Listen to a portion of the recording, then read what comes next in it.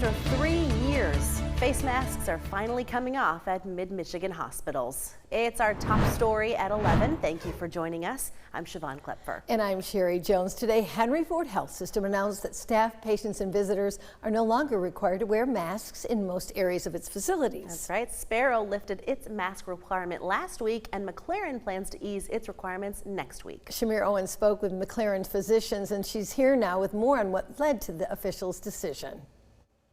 Dr. John Brooks of McLaren Hospital says a lot has changed in the state when compared to the height of the COVID-19 pandemic. Brooks says that's why McLaren and other health officials believe it's time to adjust and reflect that progress.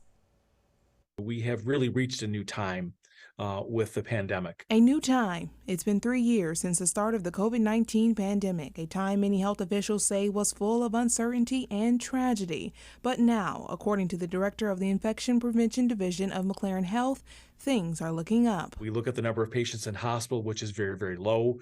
The number of patients that are critically ill with it, which is also very low. Almost nobody has anybody in an ICU bed throughout any of the state at this stage of the game. So we're just not having the same disease that we used to have. Because of this, Brooks says McLaren, along with 12 other health systems in the state, have decided to ease their mask requirements in most areas inside patient care facilities. You know, there's been a very large, as we've said, appetite for everybody to do this and to move ahead, which is why it was pretty easy for the hospitals to get together and try to align this. Brooks says a lot has changed when it comes to treating COVID-19. We learned how to take care of people. Number one, in the hospital, we've changed what we did. We learned about certain medications back, especially in the beginning, to try to help. We became up with vaccines.